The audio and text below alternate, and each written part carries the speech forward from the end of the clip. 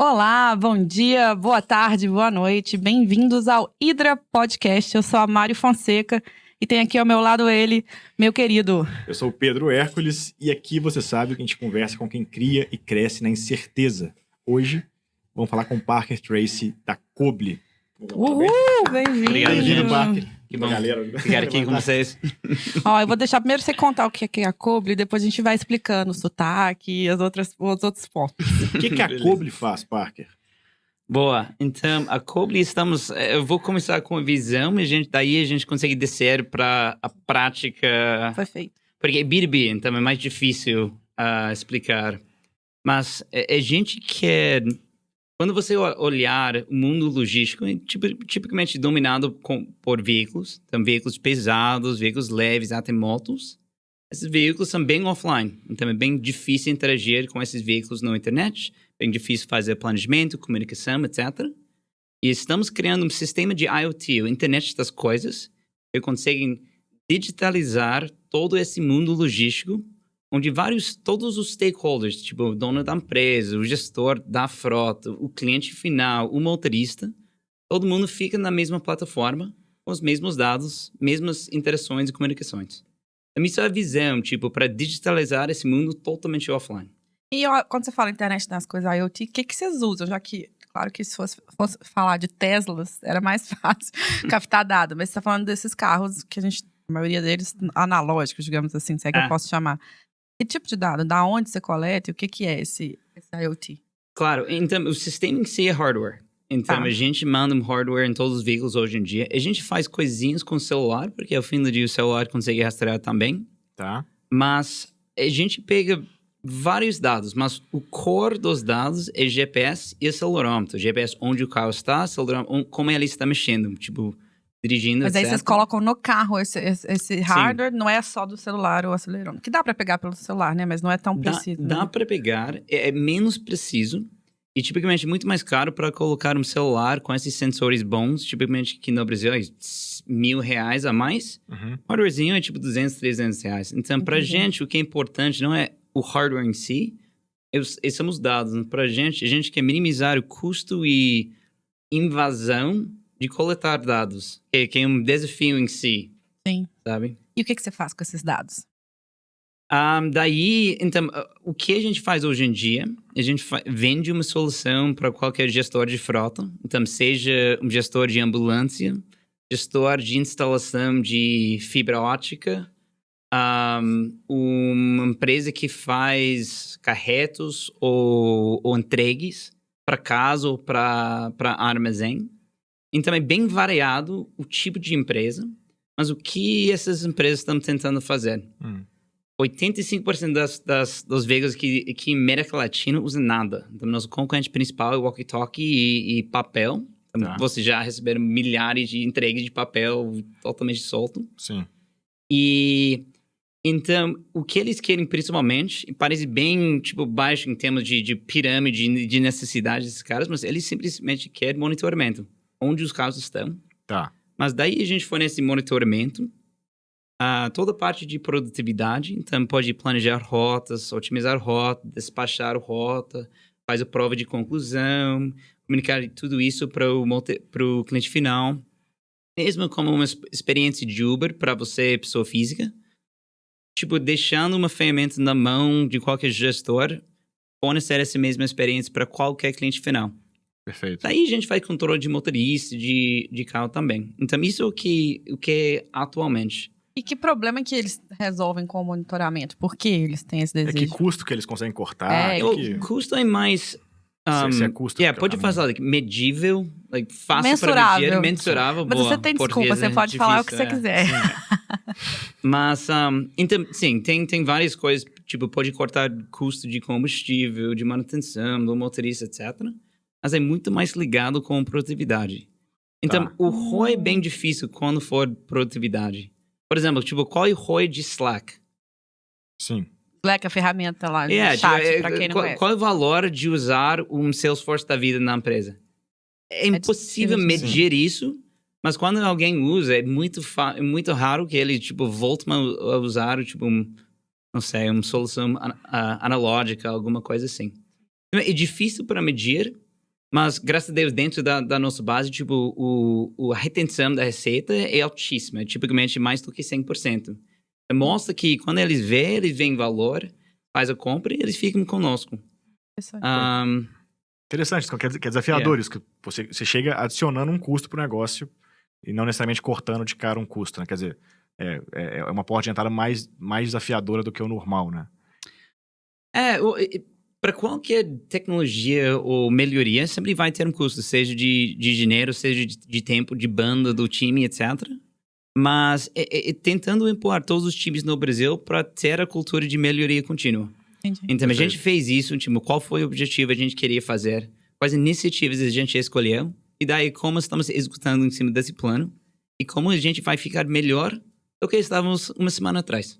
Perfeito. E criando essa cultura é impossível sem dados. Sim. Porque é tudo solto, tipo, opiniões e politicagem dentro de uma empresa sem dados, sabe? Então, os dados contam a história e ficando um pouquinho sofisticado com os dados, conta a história inteira. Então, não tem briga, é só execução em cima do dado conta. Você sabe que tem uma aula que eu dava de futurismo que a gente falava sobre as tecnologias e o impacto e quais são as grandes tendências. E aí, durante anos, no Google, a grande tendência era digital. Uma tendência é digital. Eu falei, nossa, pelo amor de Deus, a gente já não é digital há tantos anos. E não, é mentira, né? O que você tá falando é que você existe ainda um processo de logística muito analógico, muito de papel, e que quando você digitaliza e gera dados, você vai descobrir, primeiro, melhores tomadas de decisão, certo? Uhum. E depois você tem um caminho aí. O que mais dá pra fazer com esses dados? Imagino que você tem uma visão pra isso. A visão é para conectar esse sistema. Tá. Porque hoje é bem ligado com como a gente consegue criar valor para o gestor, para daí ele vai comprar a tecnologia, a gente vai crescer, etc. Mas a visão é muito mais como a gente consegue conectar várias coisas. Então, como a gente consegue conectar várias das partes dos gastos deles. Por exemplo, hoje em dia tem 3 gastos grandes para qualquer logística. É combustível por muito maior. 2 é tipicamente o motorista e 3 é o seguro. Tem que segurar, frete, carro, motorista, etc., o SLA, etc. Sim. E aí você começa a monitorar. Então, com a operação mais digitalizada, e a gente tem esses dados, obviamente estamos numa posição muito melhor para fazer recomendações melhores para combustível. Por exemplo, hoje em dia a gente faz integrações com alguns dos players de cartão de combustível. Vale refeição, mas para o motorista abastecer o carro. Sim. E a gente integra, e agora, em vez de, beleza, eu gastei R$100 mil no mês passado combustível, nesse mês foi 150. Por quê? Nenhuma ideia. Simplesmente foi gasto. Agora pode falar, foi problema de fraude, foi problema de rotas mal planejadas, foi problema de manutenção preventiva mal feita, etc. Perfeito. E agora pode diagnosticar esse maior line-up, maior despesa que eles têm, e tudo digitalizado. Entende quem está gastando, como ele está gastando, etc. E você consegue chegar no padrão de cada motorista, por exemplo, como ele, no acelerômetro, quanto ele dirige rápido, devagar. Sim, estamos conectando o gasto com todos esses dados. E daí a grande visão com combustível. Tem uma empresa muito legal, não quero usar palavrão porque... Pode usar. Tá tudo permitido. Para um gringo, eu nunca entendo super bem o limite de palavrão pesado. Eu falo inglês, tá melhor, né? Fala palavrão em inglês, parece chique, né? Parece chique, parece pessoal vai demorar a entender. Rap, então tudo bem. Mas tem essa startup muito legal nos Estados Unidos que se chama Get Upside. O que eles fazem? Eles fizeram uma integração em todos os postos nos Estados Unidos e eles cada vez que eles conseguem, tipo... movimentar um cliente para eles, que é tipo uma receita que eles não têm hoje em dia, eles dão um desconto. E daí eles mandam esses descontos para os consumidores para mais manipular o tráfego de consumo de combustível. Essa empresa está bombando, é incrível, porque literalmente está conectando toda a base de precificação de combustível, todos os usuários numa plataforma só, é incrível. Sim. E a gente quer fazer alguma coisa bem parecida com frota. Sabe, então, se Ipiranga, cara, eu gostaria de super atacar o mercado de ambulância, por exemplo. Você pode, tipo, direcionar 10 mil ambulâncias para, tipo, Ipiranga ou Shell ou alguma? A resposta é sim, claro. Então, mais ou menos fazendo esse digitalizado Groupon para movimentar e manipular a decisão de compra Sim. para as frotas. Caramba, você faz uma plataforma de compra coletiva para diferentes clientes, né, ao mesmo tempo. Não, tem muitas coisas. Quando você de barganha coletiva, desculpa. Exato. Compra coletiva. Quando você porque hoje em dia a gente usa tipo, meio co-branded cartão de combustível, sabe? Sim. Cartão Cobley. E quando a gente faz a integração com todo o posto de combustível, muita coisa. Putz, cara, você faria um pagamento à vista nesse mês para receber um desconto de 10% no mês que vem. Então, agora é um marketplace de barganha. Vai virar uma fintech daqui a pouco. É uma grande parte. Eu acho que tem... A complexidade das frotas é bem ligado com fintech. Outro produto bem bacana que a gente vai lançar nesse ano, no fim desse ano, é seguro. Porque, obviamente, como funciona um seguro para a frota é, tipo, liga para a marcha, uma corretor mais sofisticada, eles nem vão retornar a sua ligação, ou vai para o corretor da esquina. Da esquina. Então, ele vai cotar veículo por veículo, um processo meio chato, né? Então, para a gente, obviamente, já com os dados, a gente consegue fazer ofertas para as frotas digitalmente. Obviamente, a gente consegue ajudar na precificação. Veja olhar a sua contabilidade e o tempo do negócio, etc., que são coisas nada a ver com seu risco. A gente literalmente tem seu risco em tempo real, sempre. Sim. E daí, toda a parte de pagamento de sinistros também, porque a gente tem, um alerta cada vez que você tem um acidente, tipo, o ângulo, o impacto de G, etc. Então, teoricamente, essa seguradora consegue pagar o sinistro em 15 minutos. E você também consegue ver o hábito da condução desse motorista. Você consegue premiar quem conduz bem ou quem não conduz bem. É o dado que a seguradora falta. É que falta para eles. E hoje, quando um cliente fica com vocês há um tempo já, a Cobre, aliás, tem quantos anos?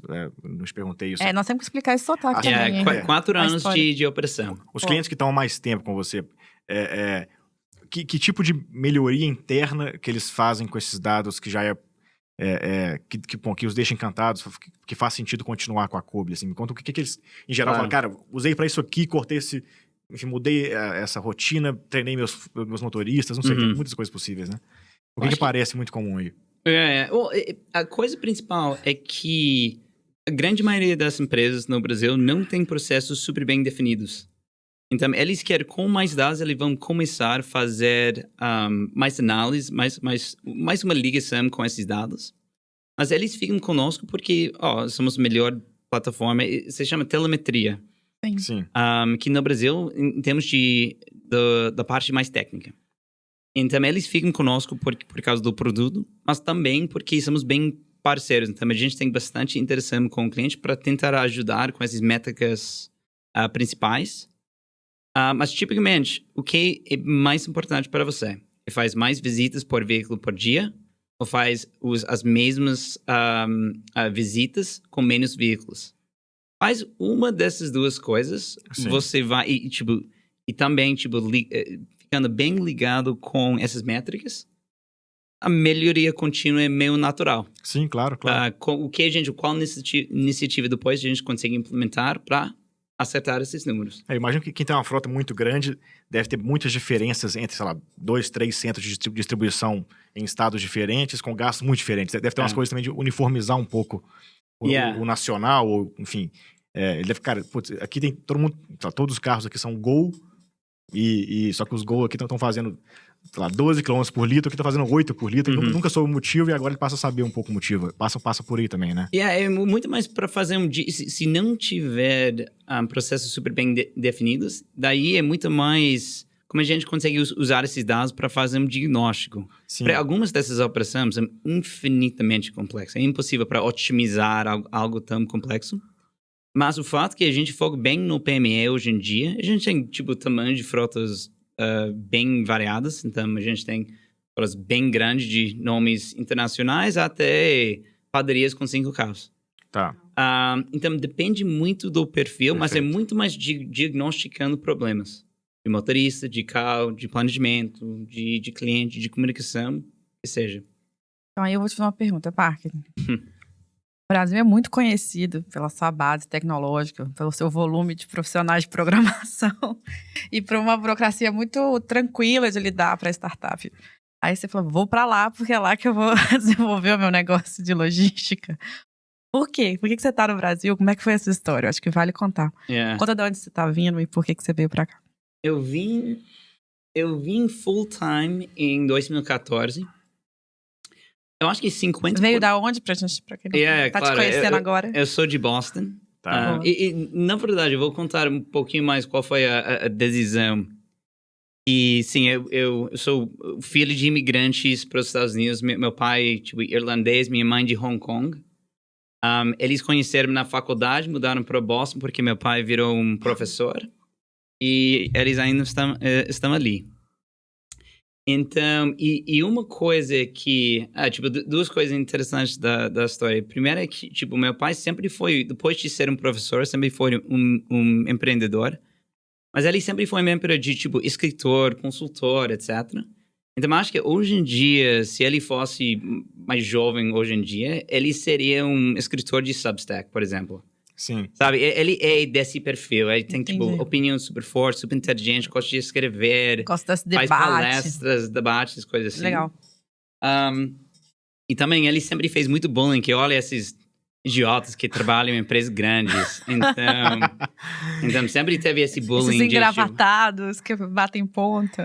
Sempre. Ele sempre estava fazendo bullying contra isso. Então, quando eu estava me formando da faculdade, eu fiz matemática na Duke University. Sim. Caramba. Eu não fiquei aplicando para trabalhos porque...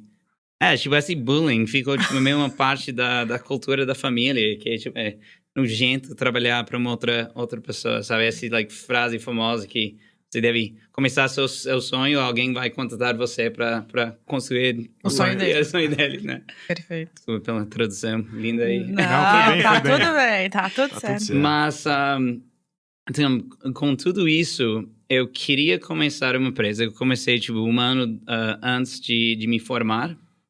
E o que me animou foi eu queria começar uma financeira para imigrantes novos.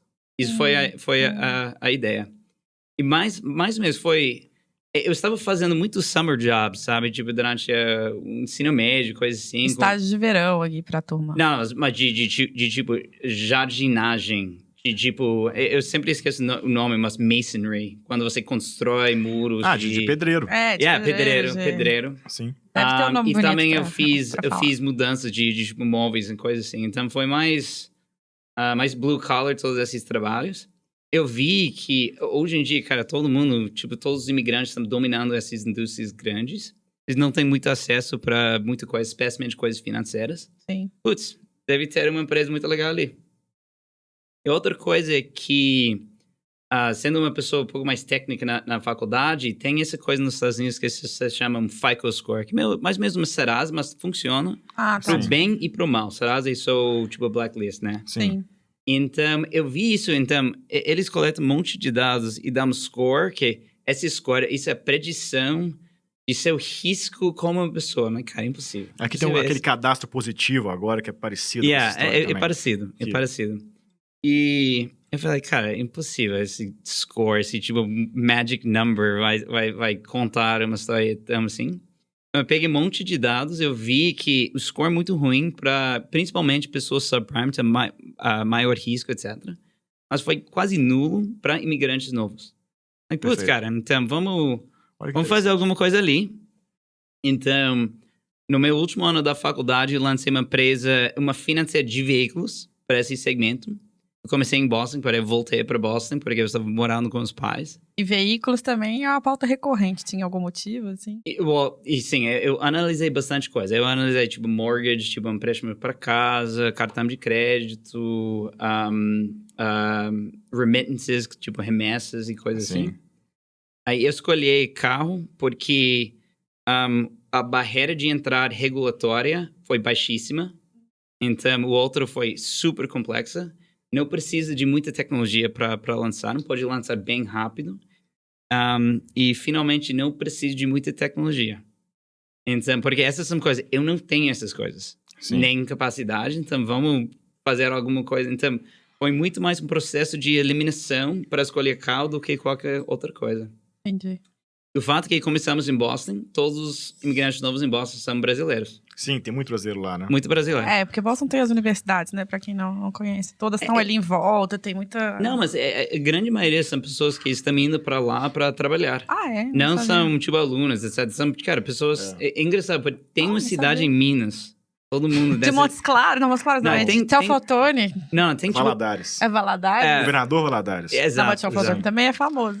Todo mundo. É muito engraçado. O Biden perdeu a eleição em Valadares, né? Diz que teve essa Tipo, eu estava... Tem tanto americano em A gente é mineiro, hein? Então a gente vai pedir um passaporte também.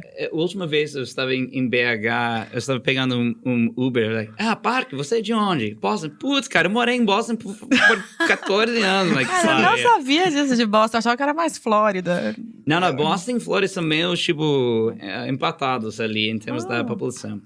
Mas, enfim, todos os primeiros 1.000 clientes foram brasileiros, todos os funcionários foram brasileiros. Então, a minha vida foi uma vida brasileira lá em Boston, no começo da minha carreira. E você já estudava português ou ainda era no... Não, na época eu falei espanhol relativamente bem, mas zero português. Ajuda muito. E daí... primeiro 4 anos da carreira foi, tipo, uma carreira bem brasileira. Foi muito engraçado. E daí foi... Quando eu cheguei no MBA, eu fiz Harvard em 2012.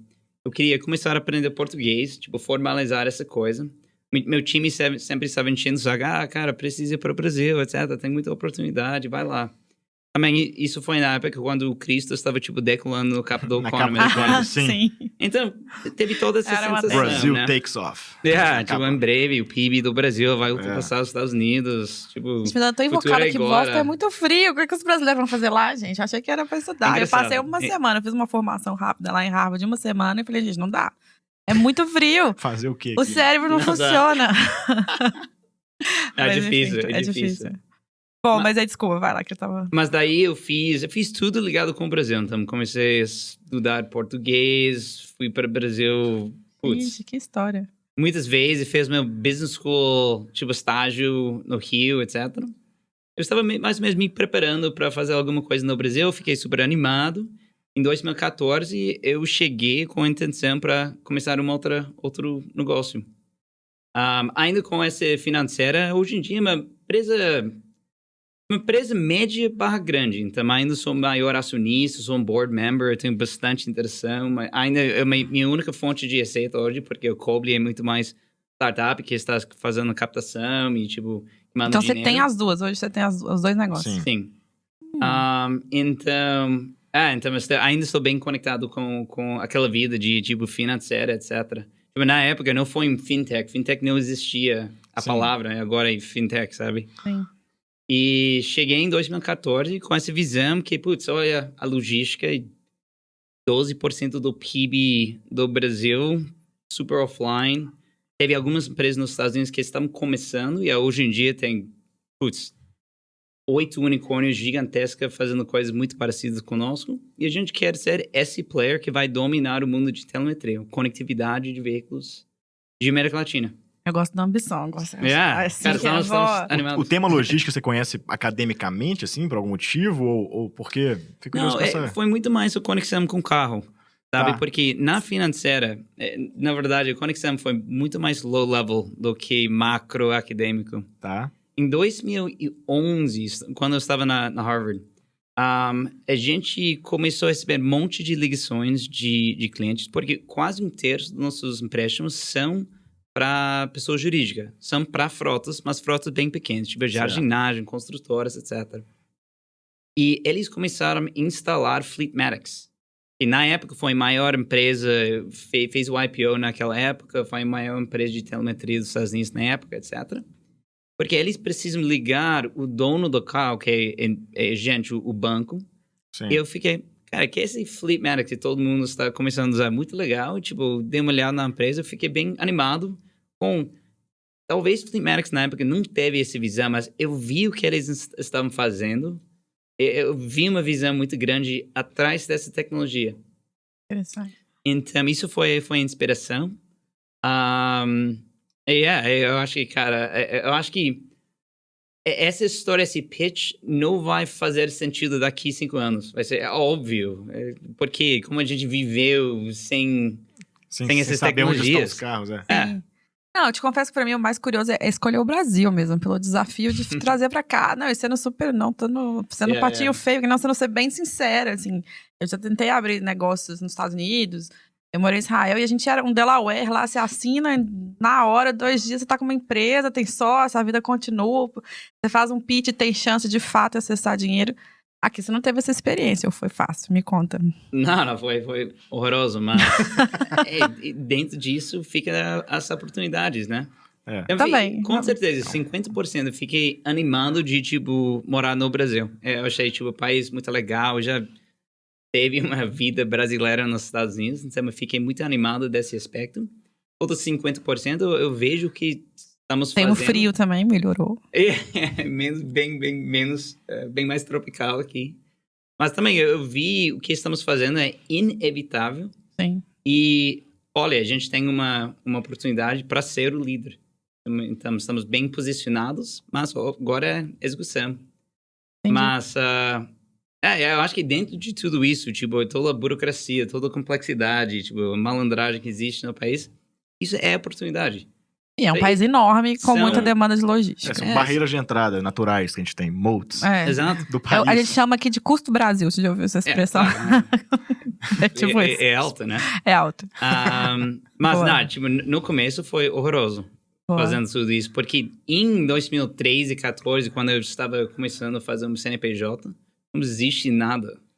Sabe, tipo... Agora tem um playbook para o gringo chegar e já abrir uma empresa.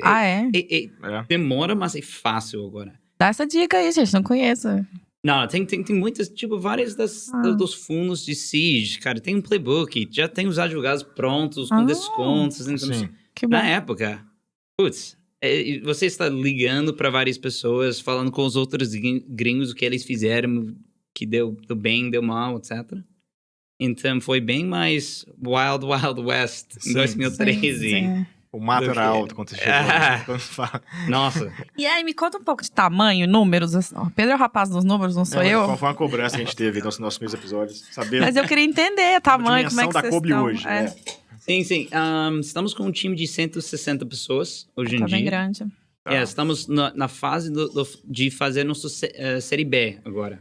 A série B de captação de captação, exato. Estamos com quase 2.500 empresas. Estamos com 25 mil veículos na base. E, tipicamente, a gente cobra uma mensalidade por veículo por mês. E daí, a gente ganha através do consumo de combustível. Tipicamente, a gente ganha quase uma porcentagem disso. Então, mas daí para frente, a gente vai colocar também seguro. E várias outras coisas dentro desse mais ou menos ecossistema que a gente vai colocar em cima dessa base de dados grande, sabe? E o que é caro para vocês desenvolver? O que é o seu maior gasto? Por muitas pessoas. Imagino que você tenha muito programador, uma equipe de tecnologia grande. Tipo, 50% da folha é o time de tecnologia. E aí software? Ou o hardware também é caro de fazer? Principalmente software e dados, mas é hardware também. Porque você tem que colocar o hardware também. Tem que colocar o hardware. A gente tem uma grande visão de hardware também, que eu acho a parte mais simples de tipo monitoramento. Provavelmente daqui para frente a gente vai integrar com as montadoras, né? Porque ele já tem essas coisas, etc. Imagina. Mas daí a gente vai fazer coisas mais ligadas com, tipo, vídeo, com temperatura, com, tipo, energia cinética, coisas assim. E acho que vai fazer uma grande parte do sistema logística. Isso não para mencionar coisas mais complexas, como, tipo, mesh networks, onde, tipo, pode passar conectividade ao redor dos nodes. Por exemplo, como agora tem 25 mil carros. Daí para frente, a gente vai ter 1 milhão de carros. Quando a gente tem 1 milhão de carros, todas as cidades no Brasil, a gente tem grande penetração. Então, se eu conseguir ligar uma conexão à internet e cada dispositivo consegue se comunicar e passar esse sinal de internet a todas elas, por exemplo, não é Bluetooth, mas, por exemplo, através de Bluetooth, a gente consegue fazer várias coisas e não ser tipo, tão dependente no sistema de Que é a telefone. tecnologia de carro autônomo, né? Que eles se conversam para poder entender o trânsito, é isso? Sim, Você vai trazer isso para por exemplo, eles fazem bastante isso. Por exemplo, Qualcomm é uma empresa bem inovadora com isso, que como os carros conseguem se comunicar para tipo minimizar acidentes. Para a gente é muito mais como deixar o sistema logístico funcionar melhor. Você vai usar de outro jeito. Em vez de a parte mais micro, mas tem muita coisa para hardware não é parte do passado. E no super futuro, essa tecnologia funciona para carro autônomo. Precisa ter um motorista e você pode ser utilizado do mesmo jeito. Interessante. Caramba, que doido. Você está dizendo, então, que um carro passar um sinal para o outro para eles conseguirem economizar na banda de dados que eles vão utilizar para mandar para a internet? É isso? Um pouco isso? É isso. Pra fazer pacotes de dados mais Exato. mais então, leves. Por exemplo, vai ter um torrezinho em cada dispositivo. Esse torrezinho está, tipo, muito mais repassando o sinal de Wi-Fi para o resto. Então, se você tem uma densidade boa de veículos, você pode controlar toda a parte de conectividade. Mas mesmo com 5G, isso permanece uma coisa que vai... Porque o 5G tende a baratear muito essa conectividade direta, né? É custo, é sombra, é controle da rede, etc. Então, são coisas além de custo. Mas acho que, sim, de custo vai ficar bem mais barato. Vai ficar barato isso aí. Caramba, que doido. Interessante. Não, tem muita coisa legal. Muito legal. Estamos, tipo, várias pessoas falam isso, tipo, day one, né? Mas de verdade, em termos de a capacidade da tecnologia, é day one. Eu fico sempre... sempre esquece, tipo, ashamed, tipo... Com vergonha. Com vergonha de, tipo, o que a solução é hoje em dia. É melhor, tipo, no mercado, mas eu fico envergonhado com a tecnologia, porque... tem tanta coisa pra frente. Porque ainda não é uma super disruptiva tecnologia, mas pode vir a ser mais ainda, né? Porque é isso que eu falei, ainda tá digitalizando, você ainda tá coletando dado. Ninguém tinha dado. Aí primeiro você ter o dado já é o grande salto, né? E você vai evoluindo. Legal. E aí você falou do financiamento, só pra fechar os números, você falou de tamanho de empresa, de... Pedro anotou, que bonitinho. Nossa, 160 pessoas, uns 25 mil veículos... Modelo de assinatura. Assinatura, um rebate da gasolina, foi curioso, um pedaço do consumo de combustível. Sim, a grande maioria é receita de subscription, também as mensalidades. Sim, mensalidade. Hoje em dia a gente tem uma fonte de receita através do consumo de combustível.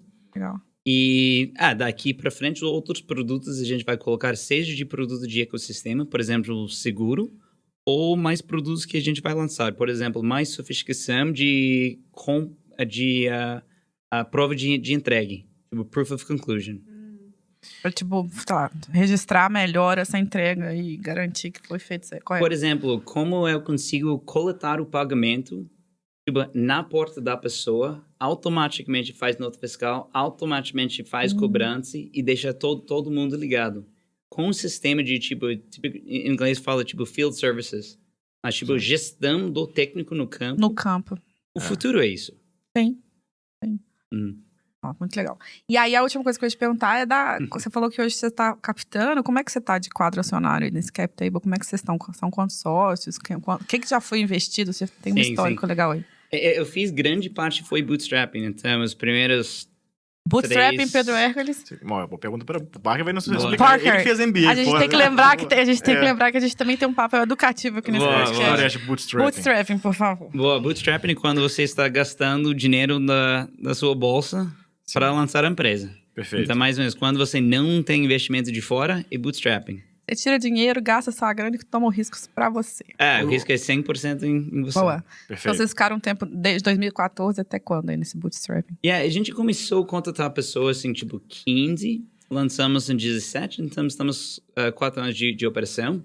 Fizemos a nossa primeira captação no fim de 19, então faz 18 meses.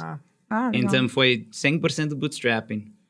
E aí, mas você é o único sócio ou tem outros? Não, eu tenho um cofundador e legal. Juntos estamos com mais do que 50% da empresa ainda. Boa. E quanto vocês captaram nessa primeira rodada? A primeira rodada foi $13 milhões. Vocês captaram fora também? Sim. Quem liderou esse round foi uma empresa que se chama Fifth Wall Ventures, que é um fundo de capital em Los Angeles. Vale. Eles também investiram em Log e Loft, são as outras duas empresas aqui no Brasil. E daí teve Valor, que é o fundo brasileiro, meio americano, e NXTP, que são argentinos. Então já é um investimento bem tradicional, assim, já de formalizado. A gente queria ter essa diversidade geográfica, porque todos eles conseguem resolver problemas em jeitos diferentes. E agora você está captando quanto para essa segunda rodada? Já tem? Não sabemos ainda, porque existem cenários onde a gente quer captar tipo, um round bem maior. Estamos tipo, com um converte de talvez $30. Você está em casa, tem $30 milhões para gastar? Liga pro Parker. E o round menor, talvez de 20, por exemplo.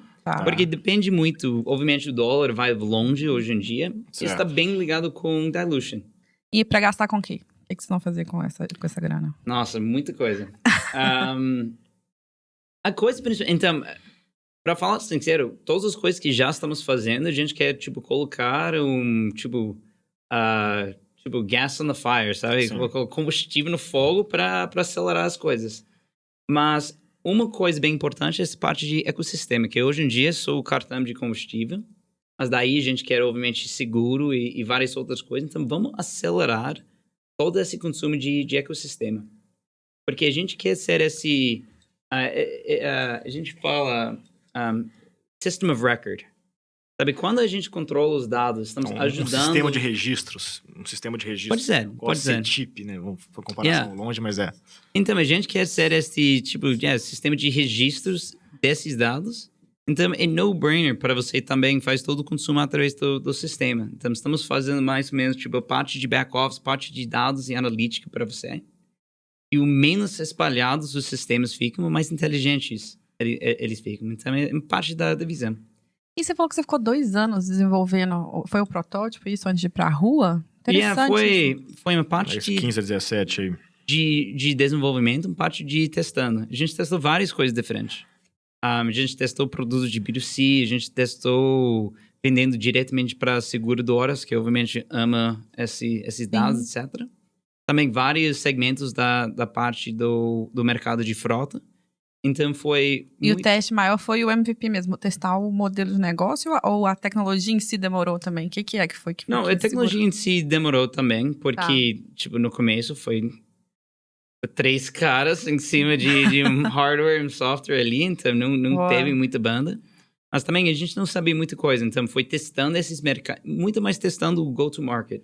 Então, a estratégia de distribuição. Porque com qualquer empresa de B2B, sua capacidade de distribuição é a coisa que mais determine sua capacidade de crescer rápido e daí atrair as melhores pessoas, melhores investidores, etc. Repete, dica. Como é que é? Qual que é o maior desafio da distribuição? Repete o que você falou, só pra gente deixar. Vou fazer um corte aqui. A velocidade de crescimento. Então, tipicamente, com qualquer tecnologia B2B, cria muito valor. Todas as empresas no Brasil devem usar a sua tecnologia ponto fechado. Sim. Mas toda a complexidade de, tipo, gerar um interesse em todo o funil de venda, a complexidade fica ali. Tá. E a grande maioria das empresas de B2B, eles morrem porque eles nunca conseguem acertar essa estratégia de distribuição, o go-to-market, em vez de, meu produto não cria valor. Entendi. Perfeito. E não é, ele fica ali preocupado ou com o produto, ou fica testando ali o produto, a solução, e ele entende que o desafio é a escala e a distribuição dele. Exato. Então, uma coisa que a gente fala bastante na empresa é, tipo, obviamente sempre estamos analisando por que alguém entrou no funil de venda e não saiu no outro lado. Então, não assinou um contrato. A gente chama isso lost reasons. Por que ele saiu desse funil? E a gente daí precisa diagnosticar. Por quê? Então, foi um problema do produto ou foi um problema do processo de venda, ou comunicação de valor, etc. E é muito importante, tipicamente, especialmente empreendedores jovens, eles confundem um lost reason de produto para um lost reason de processo de venda. Perfeito. Porque o processo de venda é muito mais rápido e ágil para resolver.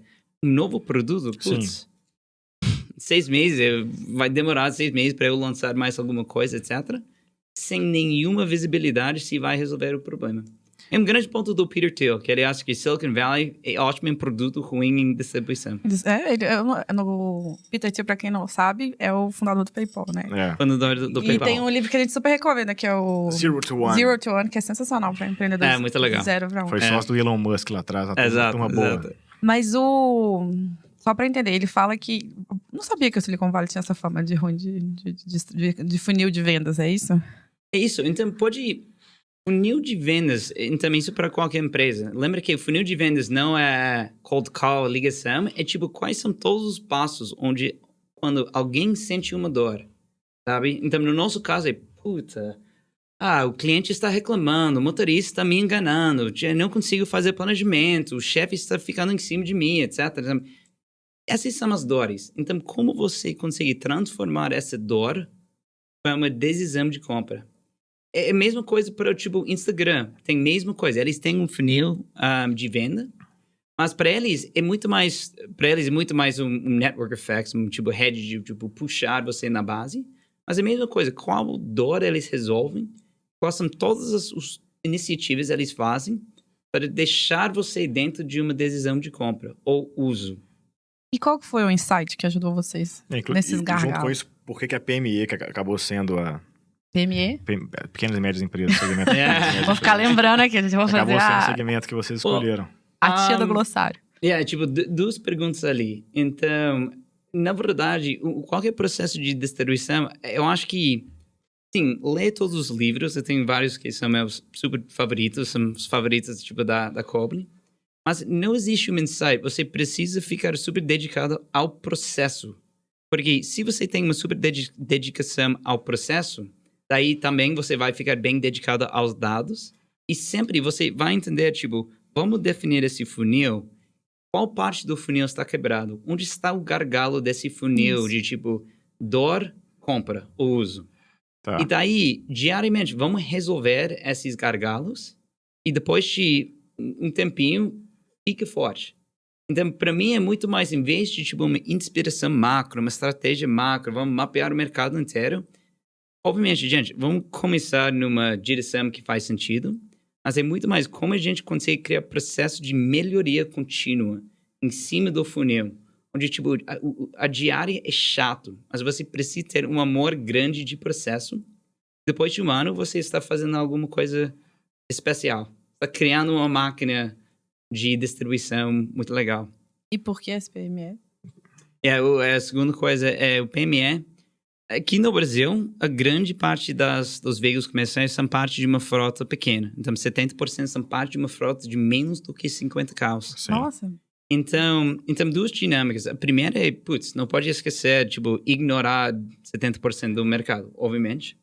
Mas a segunda coisa é que, se você dá uma olhada na história, especialmente de empresas B2B, é muito raro para começar no enterprise imediatamente. Então, vamos vender para, empresas muito grandes, etc. Por quê? É muito difícil criar algo com 5 devs. Que, desenvolvedores. Desenvolvedores Sim. que, Bradesco vai usar, sabe? Então, é muito difícil começar com enterprise. Eles vão exigir tamanho, tem compliance, tem um monte de coisa. Muito ruim. E daí, começando com SMB, você quer subir up market. Então, você quer cada vez mais atacar empresas maiores. Então, empresas que for diretamente para o enterprise, empresas grandes, tem bem poucos. Tem Workday da vida que for diretamente, mas não deve ter mais do que 100. E literalmente, dia 1, vamos para o enterprise. E também tem muitos poucos que foram PME e nunca saiu do PME. Tem Atlassian, tem HubSpot. Porque cada vez mais você quer começar com um PME, porque é prático, faz sentido. Um cara, no nosso caso, padaria com 8 veículos, é muito mais provável usar a tecnologia do que Bradesco quando a gente teve um dev, sabe? Obviamente. Sim. E daí, esse é o trabalho para subir a market. Então, vamos criar uma estratégia, uma máquina de distribuição que funciona para o PME. Daí, vamos atacar o mid-market, vamos atacar os grandes e vamos atacar o enterprise. Essa subida market é bem importante. Então, é raro uma empresa virar unicórnio e não atacar empresas maiores. Qual que é a formação do seu sócio? Ele foi um engenheiro. Faz sentido. É. Porque é muito processo, muito número, entendeu? Eu aqui, com formação de jornalista, não tenho essa cabeça de vocês, assim. Fico admirada, mas é isso. É curioso essa coisa que você tá falando do PME, eu fiquei na cabeça, assim, que eu cobri durante um tempo o setor de locadoras de veículos, né? Localiza. Legal. E tal. E esses caras, bom, enfim, tem algumas coisas em relação a isso que te perguntar, mas me pareceria natural que tem um fit gigante do que vocês fazem com esse tipo de cliente, com grandes frotas. Uhum. E, em particular, frotas alugadas para terceiros, né? Frotas para empresas, que, bom, um serviço como o da Kobo, ele vai junto e poderia... Tipo, Salim Matar liga pro Parker, assim. Salim Matar, o cara da... É. o nosso Simões, enfim. Vocês chegam a tentar esses caras, locadoras de carros, ou não é tão óbvio assim? Porque também tem um viés de quem conhece o mercado a partir desse ponto, né? Mas... Temos várias locadoras dentro da base. Então, trabalhamos com eles e estamos cada vez mais fazendo mais features para locadoras. Trabalhamos hoje em dia com o Localiza, um dos nossos maiores clientes. Mas, então, a gente tem a visão de locadoras, mas não vamos fazer features simplesmente para eles agora. Existe um trend meio devagar que cada empresa quer ficar asset light. Isso, exatamente isso. Então, eles querem mais alugar coisas. Como é que eu traduzo asset light? É ficar... Ter menos ativos, quer dizer. Então, o cara tem uma frota da padaria dele, das padarias que ele tem no sul de Minas, ele vai trocar por uma frota Localiza. Exato. E não vai ter mais carro em nome dele. E aí, nesse caso, enfim, esse trem está falando. Então, e faz sentido em vários sentidos. Faz sentido em, tipo... A uberização dos negócios. A Gol não tem. Pode falar. Sim. Mas, os benefícios são meio óbvios. Está rodando meio devagar, então acho que vai ser tipo 10 anos onde o padrão é para alugar todas essas coisas. Então estamos bem mais tipo dentro desse patamar que, cara, devagarzinho as empresas estão ficando com menos ativos. Com menos ativos aumenta a complexidade, porque agora tem vários stakeholders, então pessoas de interesse nessa operação. Tem o gestor, eu quero tipo faz os entregues, serviços, etc. Tem a locadora, eu quero ficar ligado com o comportamento, o tratamento do meu bem. Tem o cliente final, tem o motorista que sempre teve. Então, para a gente, é muito mais como a gente consegue virar esse system of record, sabe? Onde a gente pega os dados e fornece esses dados para todos esses stakeholders diferentes que têm interesses diferentes. Sim. Você pode atender diferentes mercados. É o dado aplicado para cada um. Entendi. Então, a gente pensa mais disso, em vez de vamos lançar todos os features possíveis para a seguradora, é muito mais como a gente vai se inserir nessa dinâmica onde a locadora vira mais ou menos o balanço da indústria logística. Então, te parece que a indústria caminha, de fato, para ter poucos players com grandes frotas alugadas para terceiros, mas não está em uma velocidade rápida bastante para fazer sentido você já pensar só nisso. Quer dizer, então, a maior parte das PMEs ainda tem frota e vocês têm um código que vão continuar tendo frota. O cara vai renovar a frota ano que vem, os 5, 10 carros que ele tem, ele vai comprar 5, 10 carros novos e por aí vai. Exato. E aí a turma que tem... tô pensando aqui, estão de carros de passeio, acho que é o termo certo, né? Enfim, que acho que são os carros de Localiza e Movida. A turma, eu não sei como que é o mercado aí de caminhões, vans, etc. É parecido também? Tem vários pequenos negócios com frotas próprias e pouca gente alugando? Eu não conheço muito esse mundo aí. Então, o aluguel, principalmente de carros leves, e se você dá uma olhada no mercado de veículos comerciais, 80% são carros leves, tipo vulgo para baixo, e 20% são caminhões e coisas mais pesadas. E não inclui, tipo, motos, empilhadeiras, coisas industriais. Mas a gente foca bastante em carro leve, que é um diferencial nosso também, porque está ligado com produtividade, mais paradas por dia, por veículo, mais útil a cobre para você. Sim. E com caminhões é muito mais ligado porque não tem operações complexas, tipo é A para B, tipo long haul, sabe? E daí você está muito mais ligado com controle de gasto, tipo combustível e roubo. Sim. Porque você tem uma margem bem pequena e você precisa simplesmente gastar menos para fazer o serviço manter uma margem. Transporte público, como tipo ônibus local ou outros transportes mais governamentais, faz sentido ou não? Faz sentido, Mas, obviamente, o processo de venda e distribuição para o governo é bem mais complexo. Então, não é um foco para nós agora. Eu acho que a gente tem algumas cidades na base, mas a gente não gosta de entrar através de licitação, etc. E, Sim. nossa, um processo meio muito difícil. Meio feio, né? É bem difícil. Não, é só porque existe o desafio de mobilidade urbana é uma das tendências aí. Talvez quanto mais dados dessa logística, melhor tomada a decisão. Mas é isso, é um desafio também. E isso não é... O produto em si cria muito valor, mas a estratégia de distribuição é bem complexa. Entendi. E aí, você estava comentando em off aqui com a gente a coisa da pandemia, que você estava muito corrido, nunca trabalhou tanto, né? A agenda tão cheia. Por quê? Qual que é a conexão de vocês com a pandemia? Ou não? É um estágio do negócio, não é um impacto aí direto? Eu acho que os dois. Não, teve bastante impacto. Então, quando a pandemia chegou, a gente precisava, tipo, redesenhar todo o processo da empresa. Graças a Deus, já estávamos usando todas as ferramentas digitais. Então, somos nativos digitalmente, graças a Deus. Mas foi bagunçado para, tipo, redefinir todas as coisas, como a gente vai manter a cultura, como a gente vai fazer gestão de pessoas de um jeito melhor, 100% digital. Até hoje, por exemplo, o Head of Product na Cobbly, eu nunca conheci ele pessoalmente. Caramba. Nunca. E, cara, a gente fala diariamente. Que demais. O diretor, o Head. Então... Tipo, redesenhando todos os nossos processos em cima dessa nova dinâmica foi bem complexo. Então, bem demorado para a gente faz tudo isso, implementar novos sistemas, etc. Porque grande parte da nossa cultura foi ligado com a interação pessoal, sabe? Então, a cultura sempre foi uma parte super importante para a gente comunica em vários jeitos diferentes, é importante em vários pontos. E foi fácil porque o melhor jeito de espalhar cultura, a gente fala role models. Sabe? Simplesmente fica ao lado de alguém incrível, você fica incrível. Não precisa, não, Pedro, faz assim. Não, certo, não faz assim. Um inspira o outro e... Exato. Então, quando você sabe o que bom é, você fica melhor. Mas eu digo também da demanda externa. Você teve demanda ligada especificamente à pandemia ou não? Não fez sentido para vocês? Teve 3 meses no ano passado, onde tudo... mais ou menos parou, porque ninguém estava indo pro escritório. E daí, eu acho que a gente teve alguns benefícios, porque mais frotas estão querendo digitalizar hoje em dia. Porque, olha, se você tem um PME e você, tipo, toma café com seus motoristas às 8 horas antes das rotas, tem uma relação. Quando você não consegue fazer isso mais, você precisa mais uma conexão digital, melhor comunicação. Então, teve bastante. E também tem várias partes da indústria que está bombando. Não, porque o trend de delivery... Eu lembro que chegou a faltar aqui em São Paulo caixa de papelão para em pacote.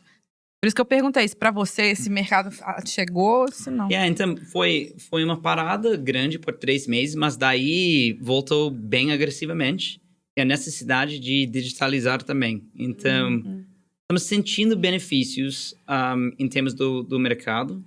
Mas foi bem difícil redesenhar a empresa de um jeito bem digital. Foi bem difícil fazer.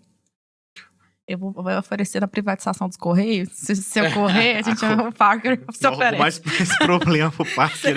Esse problema, É um negócio legal de tocar o Correio. Você gosta de coisa digital? Mas uma coisa que eu fiquei curioso, você tem 2 coisas. Uma, enfim, bem diferentes, tá? Mas a primeira, voltando pro assunto do funil de vendas. Achei super interessante pensar. Eu confesso que eu fiquei curioso como que é uma venda hoje, uma venda padrão da Cobbly, onde ela acontece, onde a maior parte das vendas acontece, se é boca a boca dos clientes, enfim, como que tá isso? Como funciona hoje isso? Claro, então, todo o interesse é 100% digital. Tá. Então, a gente viu uma grande oportunidade para criar uma presença digital e criar bastante conteúdo que resolve dores. Então, cria um engajamento na internet. E daí você leva alguém para uma decisão de compra. Tá. Porque o que é diferente entre o mercado americano e o mercado aqui é que nos Estados Unidos, telemetria é bem conhecida. Então tudo entra através de RFP, sabe? Licitação, etc. E daí você está concorrendo um com o outro, com preço, features, etc. Certo. Mas no Brasil não é tão óbvio que esses dólares, que telemetria é a melhor solução. Então, na parte de digital, mesmo tipo de blogs, vídeos, educação, você precisa guiar o cliente para uma decisão de compra. Certo. Daí o fato que uma tecnologia para uma empresa, daí a gente precisa fazer algumas ligações. Tipicamente, a gente faz uma demo, onde a gente mostra a tecnologia. Algumas empresas recebem um piloto de graça, onde a gente manda os dispositivos super rapidinho. Por exemplo, a gente tipicamente gosta de ligar dentro de 5 minutos, quando você digite alguém no site. E daí a gente consegue, às vezes, mandar no mesmo dia, através de log, os dispositivos, para você plugar e estar rodando. Eles são fáceis de instalar, você pode instalar sozinho. É tipo um pendrivezinho.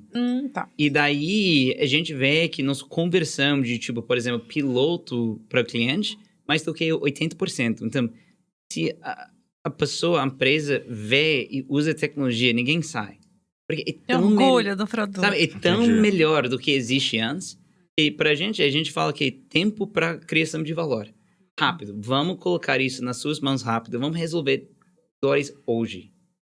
Então, é melhor engajamento um produto que cria bastante valor. Resolve um monte de dores para Mas esse cara chega, ele procura rastreamento de frota e cai no site, é isso? Ou é o YouTube? Então, a gente tem uma posição dominante online. Sim. Por exemplo, somos a empresa com o maior volume de tráfego orgânico mundialmente. Caramba. De telemetria B2B. Não de B2C. B2C é mercado bem maior. Tudo bem. Mundialmente, porque no Brasil, América Latina em geral, tem muita demanda online. Obviamente, o brasileiro é um bicho super digitalizado, etc. E sente muita dor, o mercado logístico que tem, super bagunçado, não tem trem, não tem várias coisas de infraestrutura aqui que tem nos Estados Unidos. Então, tem muitas dores. Então, a gente queria mais coletar essas dores e levar para uma decisão de compra. Então, a parte digital é muito mais parte da nossa estratégia do que os nossos pares nos Estados Unidos. Porque entra de venda direto. Então, tem muito mais complexidade nesse funil de venda e tem muito mais ligado com a parte digital. E aí, a chave está nessa velocidade entre esse primeiro interesse que aparece, esse pontinho na tela online, para o cara ver o produto. Que é aí que a coisa acontece. E que precisa ver, né? É isso. Ele precisa tem que ver para entender. Isso é, algumas das últimas coisas. É incrível quando ele vê e compra, né? Porque a conversão é excelente, mas a decisão de compra começa online. Não começa com o vendedor. Então, se você não tem um presente incrível, mesmo de educação, mesmo de, blogs, vídeos, etc., você está começando o processo no meio da jornada da compra do usuário final. Do cliente. Então... essa parte digital de altíssima importância. E eles conseguem usar bem esses dados? Vou te perguntar, assim, porque tem essa coisa, né? A Big Data, a Trend também, que é super difícil de fazer, então muita gente que, eu tenho 3 casos, vou fazer Big Data. Não, você tem muito mais dado para fazer Big Data, mas assim, eu sinto nas empresas que a gente até trabalha que tem um desafio de entender o que fazer. Recebi um monte de dados, mas como eu leio e tomo decisão a partir dos dados? Vocês dois aí da área de economia e matemática me sabem melhor. Não é óbvio. Vocês acabam tendo que dar esse suporte ou não? Você entrega o dado e eles... A gente não entrega dado, a gente entrega insights. E... você consegue já chegar mais mastigado. Exato. Então, tem, obviamente, muitos dados atrás, mas dados em si não são úteis. Sabe? Então, se você não consegue mexer com os dados e criar insights, o que eu vou fazer com isso não é útil. Então, a gente não costuma mandar relatórios, coisas assim. Muito mais, vamos visualizar a sua operação. Vamos ficar bem ligado com as métricas principais. Isso. Então, é desenhado para, alguém que, não é super escolarizado. Escolarizado com a ação. Pois, português. Alguém que não manja tanto do... Português de ponta, para mim, ali. Sim. Tem pessoas com já times de BI, onde a gente consegue fazer uma integração com seu sistema de dados já. Mas tem, então, uma etapa, eu tô tentando entender se tem uma etapa de consultoria ou de algum serviço que você presta que não é só online ou digital. Existe alguma... você tem que fazer um setup desse dashboard, você tem que ensinar a usar ou não? Como se dá isso? Não. Então, quando você pluga os dispositivos... imediatamente, a tela tem todos os veículos ali. Tem que imputar, motoristas, placas, coisas assim, coisas básicas. Mas está pronto em, tipo, 15 minutos depois de um onboarding, mostrando a tela para você. Com coisas mais complexas, a gente fica a par. Por exemplo, o Leo bem fica em cima dessa parte. Que, olha, o mais que você ganha no sistema, melhor essa parceria, os dois ganham. Então, é meio consultoria. Então, vamos fazer tipo, toda a parte mais consultoria. Então, vamos fazer um diagnóstico, mapeamento de dores que tem, como o Coble consegue resolver essas coisas. E também de relacionamento. Porque, ao fim do dia, uma pessoa fazendo essa decisão de comprar mais e estender essa relação, e tem muita confiança atrás. Então, se a pessoa não confia em você, tipo, dos seus processos, ou, tipo, seu análise, também isso é uma grande parte. Então... eu tô perguntando porque quando a gente vê essas empresas, quando você cresce uma empresa, Google Analytics, chega o dashboard, eu não preciso, eu plug and play, eu botei lá no meu site, meu dev coloca, sai o dado. Mas eu preciso ir aprendendo a customizar aquilo pra ler e tal, e tudo funciona. muito mais fácil do que... Jura? Google Analytics. Maravilha. Google Analytics é zero user-friendly. É zero user-friendly, eu também acho. É difícil mesmo, É bem difícil. É bem. Nossa, é mais ou menos o mapa e tudo super visual. Não, mas a minha dúvida é porque quanto maior... Você começou com as PMS, né? Quanto maior as empresas, pelo menos aqui no Brasil, tem uma tendência de mais demandar serviço e menos a ferramenta. É verdade. Eles querem uma relação de me dar a mão, a gente fala, dá a mãozinha, me ajuda a usar isso aqui, né? E isso trava um pouco escala, é um desafio, tem custo, enfim, tem várias coisas aí. Isso é comum com empresas maiores, sim. Porque cada vez mais vão ficar subindo, é mais importante a parte de consultoria. A gente não faz isso, tipo, no nível tipo, de um Salesforce que está trabalhando com, não sei, um Bradesco da vida, etc. Onde, tipo, tem que ter mais ou menos um time de consultoria ao lado. A gente não tem isso hoje em dia. É muito mais ajudando você a diagnosticar coisas melhores. E como a gente consegue trabalhar juntos para melhorar. Mas é tipicamente para clientes um pouquinho maiores que querem essa demanda, mas quando a gente ataca cada vez mais o enterprise, isso é uma demanda, sim. Eles querem a resolução de problemas. Eles não querem tecnologia, eles não querem consultoria. Exato. E um sem o outro é difícil ter. Boa. Pô, interessante. Aliás, antes que eu me esqueça, Léo, muito obrigado. Com a minha câmera. Leonardo Rocha, trabalha na Coble já, acho que são 3 anos ou 2 anos. Yeah. Enfim, ele que viabilizou a conversa. Obrigado pela ajuda, Léo. Valeu, Léo. Sempre. Aliás, tá em Rio Preto. A equipe toda dele já tá faz um ano já que esses caras foram cada um para um canto e fazendo tudo online, né? Cara, eu não lembro a última vez que eu vi Léo. Nossa, eu também não. Provavelmente faz um ano. Bom, muito legal isso. Mas a coisa que eu queria te contar é o seguinte, tem uma parte... Eu fiquei pensando assim... Bom, esses dados todos têm várias implicações regulatórias. Algumas interessantes, outras podem ser chatas, inclusive, assim. Eu queria saber um pouco como que isso tem aparecido. Quer dizer, pensei em algumas coisas possíveis, sei lá. Você consegue ter mais controle da jornada de trabalho, dos caras que batem ponto de uma empresa e são motoristas, por exemplo. Você pode... sei lá, você pode ter, pelo tal do Ministério do Trabalho, Ministério Público do Trabalho, pedindo esses dados para provar isso ou aquilo. Isso já tem aparecido, essa dor de cabeça barra relação com coisas regulatórias, ou por enquanto não? Por enquanto, passar o largo. A gente não faz features ligado com a indústria, mais especificamente, mas esses dados ajudam bastante. Por exemplo, com vários problemas de lei trabalhista, com motoristas, etc., resolve bastante. E tem vários regulamentos ligados com a indústria. Então, fica na indústria de saúde, fica em energia, etc. Tem várias outras coisas. E os dados em si conseguem resolver várias coisas assim. Vários desses problemas. Mas precisa fazer uma análise em cima disso. A nossa visão, em vez porque... a complexidade regulatória é infinitamente diversa, sabe? Então, a nossa visão é muito mais como a gente vai colocar outros sistemas dentro do nosso ecossistema e resolve essas dores em cima dos dados. Porque a gente quer ser mais ou menos um middleware dessa indústria, sabe? Tem veículos, a gente vai ficar um middleware. E a visão é vamos disponibilizar esses dados para todo mundo de um jeito super fácil para mastigar.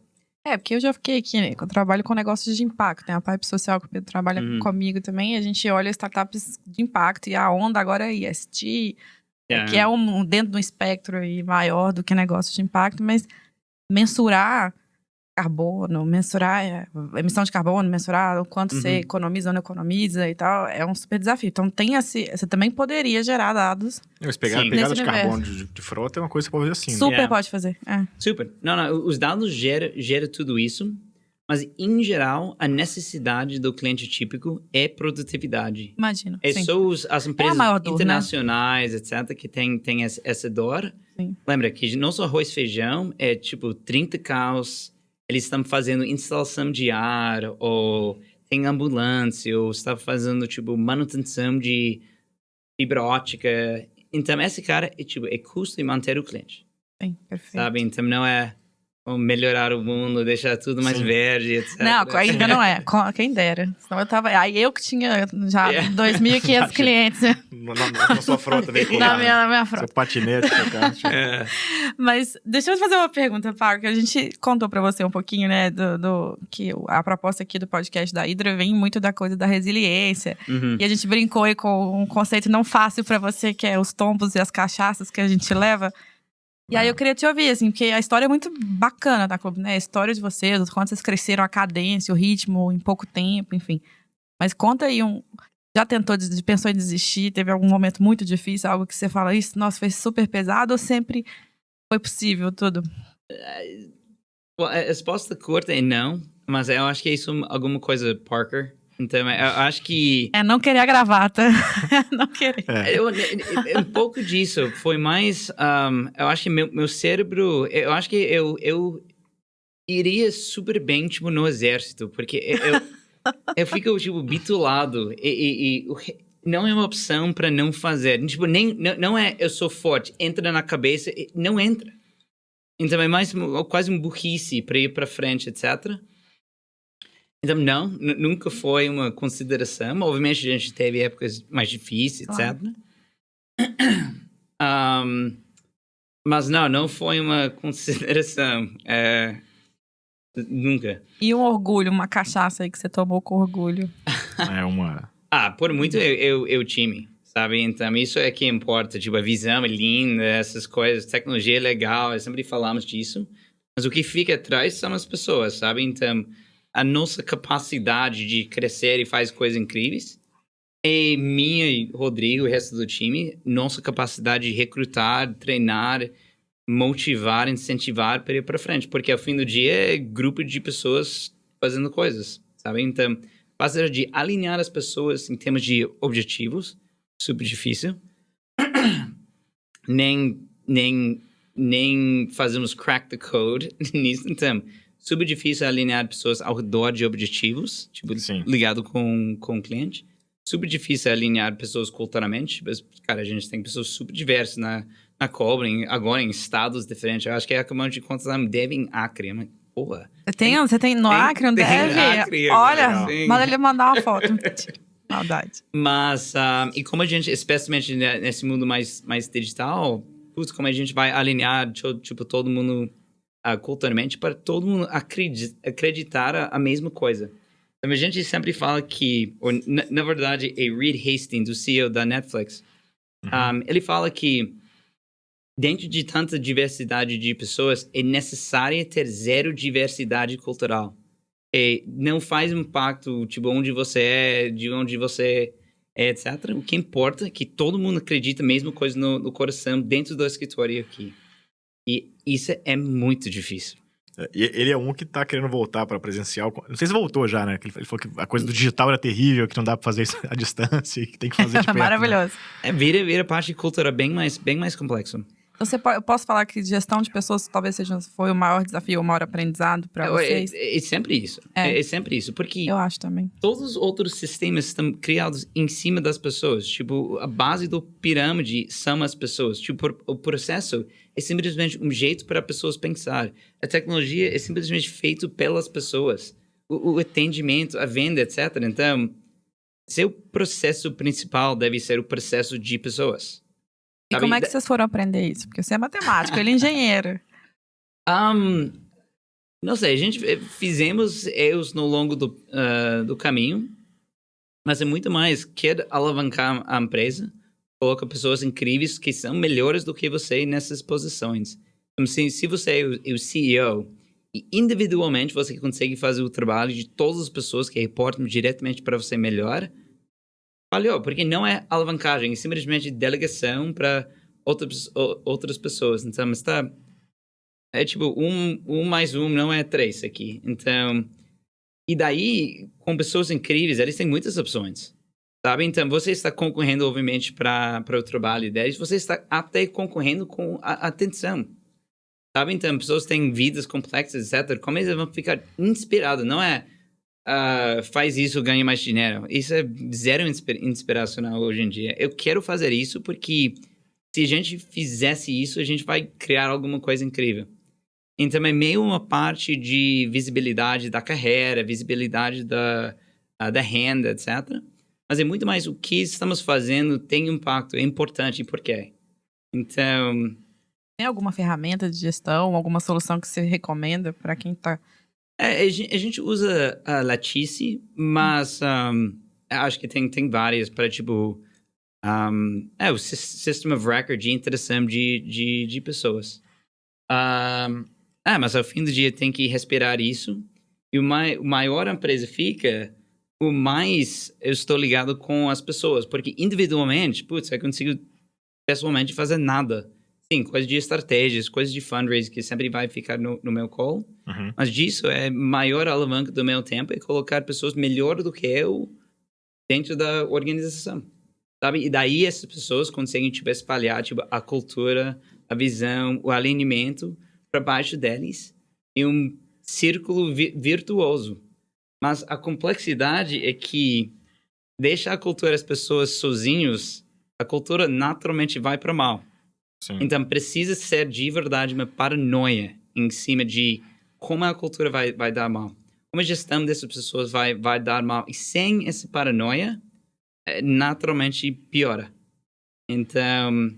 eu acho que é essa paranoia que leva uma empresa para frente. Mas tem alguns hábitos, estou querendo tangibilizar aí para quem está começando, assim, algo, isso não é uma ferramenta, é um hábito, algo que você acha que ajuda a manter esse espírito, porque não é fácil no dia a dia, com caixa caindo. A gente fala em português, caixa caindo na cabeça, né? Você tá ali, problema, e aí tem que inspirar e levar esse alinhamento de valores, de sonho aí para uma equipe. Alguma rotina que é muito porrada. Então, fora das coisas de controle, de tipo os performance reviews e coisas assim, sim, temos sistemas que controlam isso, etc. Mas o que é importante, eu falo isso no onboarding para todo mundo, então, para qualquer cobbler ouvindo isso, é uma grande repetição. Mas, ao fim do dia, a cultura, tipo, um fundador, um CEO, tem, tipo, três ferramentas. Ou tem alavancas. Quem entra, quem sai, quem está promovido. Ponto. Não existe nenhuma outra ferramenta. Se, tipo... Bem prático. Dentro da coração da pessoa, Perfeito. se sente alguma coisa diferente, esquece. E o que a gente faz para usar uma palavra tipo, mais processo, de manipular essas sensações dentro das pessoas, a gente tem 3 ferramentas. E a primeira ferramenta é tipo o feedback e performance reviews, que é muito mais padrão. O feedback de performance 6 em 6 das meses, pessoas, etc. enfim. Sim. E você precisa gastar muito tempo. Então, esse feedback é 360, então, para cima, para baixo, etc. Legal. E você... É de altíssima importância. A gente dá muito feedback. Se a pessoa está dando, então, tem que escrever um parágrafo, dar uma nota, etc. Você nota é tipo 5, 5, 5, 5. E você não está pensando. Sim. Você de verdade não está pensando, porque é esse processo que é a coisa mais granular da melhoria contínua. Então, se você está, tipo, chutando esse número, a coisa mais fundamental da empresa você está chutando. Então, foco nessa parte. Então, a gente dá muito feedback, como dar feedback melhor dentro desses processos. Porque tem muito empreendedor... Desculpa, só tem mais um. Fala o terceiro. Não, e daí, segunda, a gente faz bastante one-on-ones. Então, one-on-one é como está andando a parte... tipo, update, como estamos os desafios, etc. Sempre pode entrar na parte mais pessoal também, porque é de altíssima importância criar esse nível de confiança. Isso tem menos estrutura, mas é muito mais recorrente. E a última ferramenta que temos, que a gente chama role models. sabe? Tipo, simplesmente ficar ao lado de pessoas incríveis, você vira incrível. Quase, tipo, osmosis, sabe? Então, sempre vai ter alguém, tipo... pessoas velhas, putz, cara, faz 15 anos que eu trabalhei ao lado do Pedro, isso foi incrível, nunca vou esquecer. Até hoje eu pratico coisas que eu aprendi ao lado dele. Eu garanto que não foi Pedro falando para o Parker, faz isso é bom. É simplesmente fazendo, mostrando o que é incrível, inspirando a pessoa a fazer também. Isso por muito a ferramenta mais impactante. Você não se demite empresa, você se demite pessoas, sabe? Sim. Então, se você tem um turnover ali, porque, cara, putz, talvez tenha uma cultura incrível em cima, mas tem uma cultura estragada aqui para baixo. Então, Sim. sabe? Então, você precisa criar esse sistema, ter role models em todos os times. Pessoas que, tipo, putz, cara, um dia eu quero chegar nesse nível, sabe? Sim. As pessoas querem aprender. Tô te Exato. colocando no spot aqui, botando claro. na pressão, mas é porque eu acho que a gente escuta, né, Pedro, nas nossas entrevistas aí com os empreendedores que estão começando, esse medo, né? Quando você começa a crescer, tem o medo do recurso, da grana, o que fazer, a gestão, mas tem uma questão de crescer time é desafiador, né? E muitos empreendedores que talvez não venham, quem vem da área de tecnologia, quem vem da área de pesquisa, na área de matemática, também se depara com outras habilidades que vão ter que ser desenvolvidas. Então, por isso que eu tô te perguntando. Essa distância que vai se criando entre o fundador e quem tá na ponta fazendo a operação, ela vai ficando fria, né? Vai ficando, difícil. Mas assim, a gente tá no finalzinho. A gente tem a reta final aí que a gente prometeu liberar você. Algumas coisas eu vou ter que escolher aqui. Bom, claro. Fica pra próxima conversa, Depois do fundraising a gente Depois vem. do fundraising. Mas, cara, fiquei curioso. Acho que estão 3 coisas. Até a gente pode escolher. Mas era um pouco bater um papo sobre como foi ter esses sócios profissionais no último ano. Boa. Enfim, outras coisas seriam um pouco o que te tira o sono hoje e tal. Mas vamos lá, vamos falar do sócio, acho que é legal. Você fez uma cara, acho que se interessou. Como eu escolho os sócios? Não, de como que foi a experiência. Acho que no fim de 2019 você passa a ter esses 3 fundos de investimento estrangeiros que são sócios da Kubli. E o que muda, quais são os desafios que vêm com isso, com esse dinheiro, com esse olhar diferente, o que é legal também, o que esses caras colocam na mesa além de grana. Como que foi esse ano? Foi um pouco mais que um ano que eles estão dentro. Um ano e meio, sim.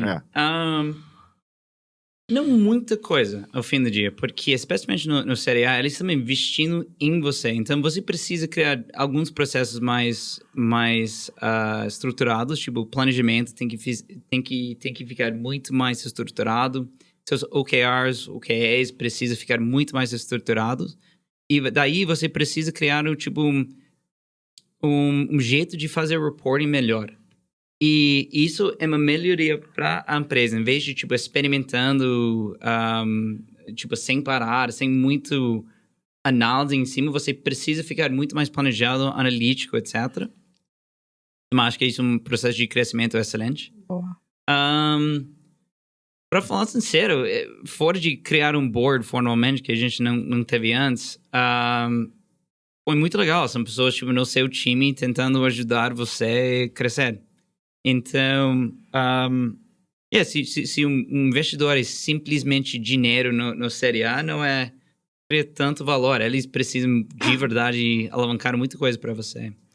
E a gente trouxe algum advisors também para a conselharia ali que ajudaram pra caramba. Por exemplo, hoje em dia o CMO da HubSpot é nosso board member. Legal. Putz, ele literalmente escreveu o livro de inbound marketing. Então, cara, para ter esse cara que responde pelo meu WhatsApp sem parar, para ficar animado do que estamos fazendo, trabalhando com o time, é incrível. E eu não senti uma pressão, não teve um medo ou uma pressão. Well, eu acho que para abrir uma empresa, essa pressão precisa vir do interno. Entendi. Se você tem alguém em cima chicoteando você não deve empreender. Ponto fechado. Boa, Parker. Para os paranoias, né? Sim. Então, isso não deve ser o papel do board, para colocar mais pressão, coisa assim. Talvez, às vezes, ficou chateado ou triste, alguma coisa. Mas não, isso nunca deve entrar. Você deveria chegar lá já pressionado. Porque não, é o que é. Olha, que eu conheço de empreendedor que ficou sem dormir com medo do que venha com o dinheiro, não só o dinheiro, é muito. Você precisa muito legal. ter uma energia, um foco bitulado. ponto fechado disso. O resto Boa. do planejamento, processos pode melhorar, mas esse ponto meio cultural precisa desse ponto cultural, sabe? É mérito seu também, Parker. Talvez, É talvez. mérito. É mas, sim. Tem que o ter uma Rodrigo- coragem. Rodrigo, meu cofundador, sempre fala, tem que ficar pilhado. Sim. Yeah. Pilhado é bom. Agora, acho que é isso. Eu tenho uma última, se não tiver, eu faço ela e a gente finaliza. Vai, você tem 5 minutos. Bom, só porque o Parker falou en passant, falou rapidinho que tem muitos livros que vocês gostam, que você recomenda pra turma lá dentro ler. O Léo mesmo já me trouxe livros que foram apareceram em reuniões ou referências que vocês dão. Yeah. Pô, acho que, embora seja um clichê de entrevista com empresário, mas no seu caso, você trouxe isso. Fala um pouco, traz 2 livros pra turma poder ler aí, que a gente já pensando em conhecer claro. um pouco mais sobre empreender, ou sobre tecnologia em particular, ou alguma coisa que, você aprendeu e foi bem legal de ter lido. Qualquer coisa, né? Meus favoritos. Vou aprender a ficar tranquilo também. Aprender a viver com a pressão. Ao fim do dia, melhor, então, eu vou responder para os livros, mas o melhor jeito de aprender é sempre falar com pessoas. Sempre. Então, assumindo que você não vai fazer e aprender na experiência que é melhor, Sim. eu acho que 1 hora falando com pessoas é o equivalente de 10 horas lendo um livro. Então, é incomparável simplesmente falando com pessoas que, been there, done that, já. É incomparável. Mas você precisa ficar bem ligado que quem consegue dar uma resposta boa é o que eu estou tentando aprender. Então, o que eu quero comunicar, aprender, estabelecer nessa relação para criar todo esse conhecimento, sabe? A gente não pagou ele pra fazer essa venda do podcast. Porque a proposta é falar com quem já teve lá e já fez. A ideia é ser pago pra fazer isso. Tomara que tudo dê certo, mas pra ouvir as histórias de perto. Mas diga. Mas em termos de livros, para vendas, eu amo o livro Sales Acceleration Formula. Tá. Mark Robert, ele era o Head of Sales de HubSpot. Não sei o nome Isso é dele incrível. em português, você sabe? A gente dá um Google. A fórmula da aceleração de vendas? É Sales Acceleration Formula.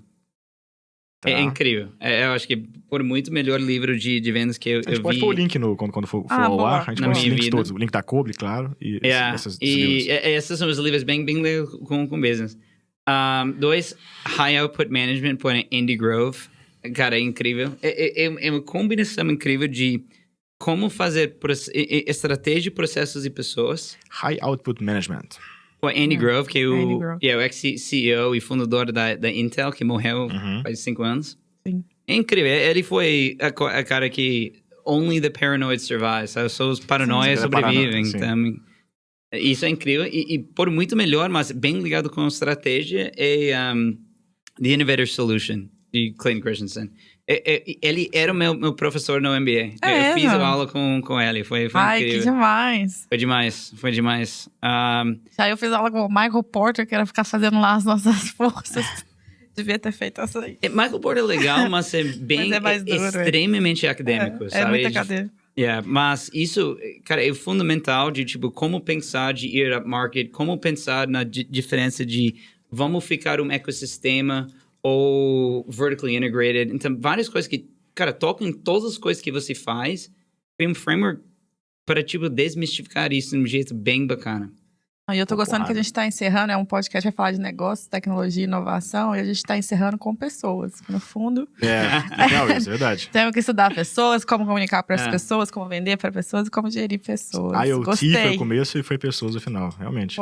Então, como, na parte de comunicação, ou, para o time, para o recrutamento, ou em geral? Não, tô dizendo que os seus exemplos são de management, pessoas, people management. Claro. Não é de tecnologia, que a gente tá falando de business e tech, mas a gente tá falando de gestão de pessoas. Deve ser um alarme para eu te liberar. Já é o alarme do Batman. Boa. Pra encerrar. Bom, é isso, né? Parker, muito obrigada. Muito obrigada pela essa gente. experiência, obrigada por essa aula. E sucesso aí nesse fundraising. Obrigado, torcendo gente. por você. Foi um prazer ficar aqui. Pô, muito obrigado. Volte, queremos falar daqui um ano. Não, cara, vamos. Vou trazer mais experiência. De novo, obrigado, Léo. Obrigado, aliás, a Cobre pela festa junina, que eu fui uma vez da Cobre. Muito boa a festa junina de vocês. Comi muita paçoquinha. Pessoal, obrigado pela audiência também. Espero que tenham curtido a conversa. Pô, comentem. Alguma pergunta que ficou na cabeça que a gente não fez, a gente quer saber qual foi, pra gente poder fazer na próxima. E valeu. Até a próxima.